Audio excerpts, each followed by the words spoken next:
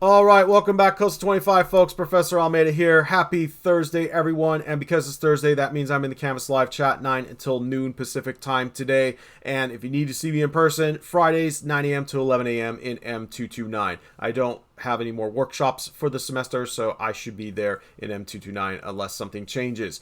In this video, I want to talk to you about week 10, which is already open and available. You might have also noticed that your due dates from week 9 onward are not until the end of the course. That doesn't mean take a month off.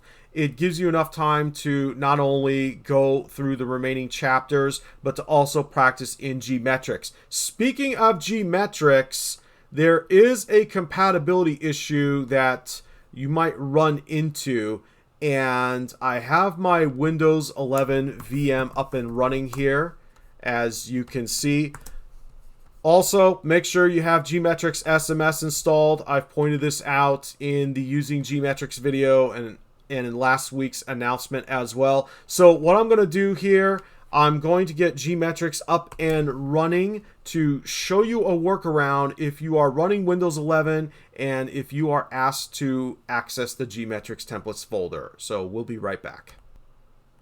All right, I have GMetrix up and running. Let's go ahead and take a look here. And I'm going to go ahead and launch Skill Review 2 since that is your exam for week 10. We have to go to Office 2019, of course. And here's Skill Review 2 in training mode.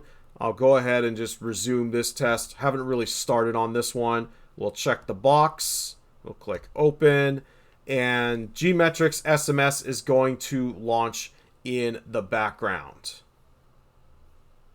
All right, so here we go, and I need to download the test resources. All right, still launching. Okay, download test resources. We'll click Start, and then we'll click Continue. All right, so while the practice exam is getting prepped here, let me show you the module for week 10. All right, so here we are, chapter 9, designing and managing databases. You have your usual training sim, guided project, independent project, and then skill review 2 in GMetrix. Take a look at the week 10 overview here under action items. For independent project 9-5, you need to make sure that you have done the first 6 steps correctly. Okay, I've had some students come to me in the past with issues getting to step 7, and it's because something went wrong in the first 6 steps. Also, you do not need to rename your project file as discussed in the second step, but you will need to back up your database as directed. And if you don't remember how to properly back up your database, please go back and review the concepts. All right, let's go back and check our VM here. You can see Skill Review 2 has been launched. We'll enable content. Now, let's say that you're asked to access your GMetrix templates folder. Perhaps you might need to import a file into Access. Maybe it's an Excel workbook. The problem here is that when you go to import your file, the GMetrix templates folder is not there in Documents, especially in Windows 11, because OneDrive is heavily integrated into the system. So here's a workaround. All right, I'm going to launch the File Explorer. You can use the Windows E keyboard shortcut, and we'll have to move this around.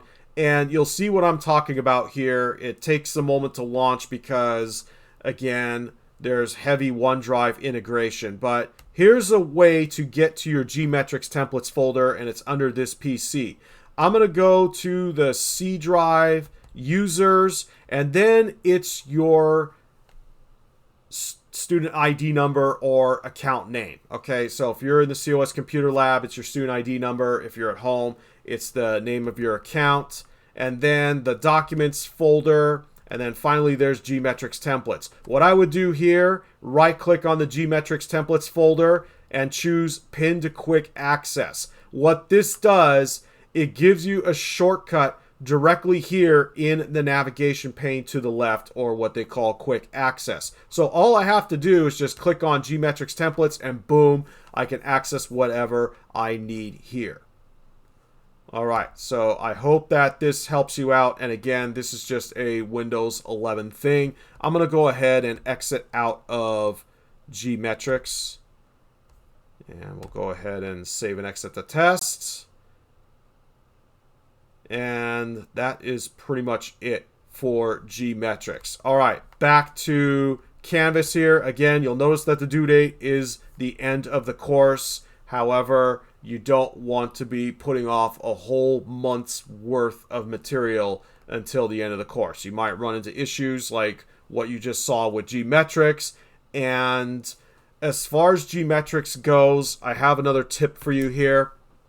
If you get hung up on a task, just mark it for review and move on. And when you grade your project, if you keep missing a task or two, don't spend too much time on it. Just move on to the next project and get through the exam. Again, all I'm looking for here with these skill review practice exams is a 700 or better. Okay, 700 is considered passing. If you pass your GMetrix exam, okay, upload your results, you're going to get full credit. And when you go to take the MOS, remember, you only get 50 minutes on the MOS. You don't want to get hung up on something that you don't know. Do what you can, get through the projects. You can always go back to review if you have extra time, but the goal here is to pass with a 700 or better. Also, you could take these exams as many times as you want. And then finally, if you run into technical issues with GMetrix, I would arrange to use another system, go to the COS Computer Labs in person, but I'm not tech support. COS Tech Support is not tech support with GMetrix, and there's nothing we can really do. But you can take these exams as many times as you want, so there is that. Anyway, have a good weekend, folks. Take care of yourselves out there. Let's make sure that we are staying on top of things going into our final weeks together. And speaking of the MOS, I will post an announcement regarding how to take the MOS, and I'll give you that information in a separate announcement. All right, thanks for watching, and I'll see you around.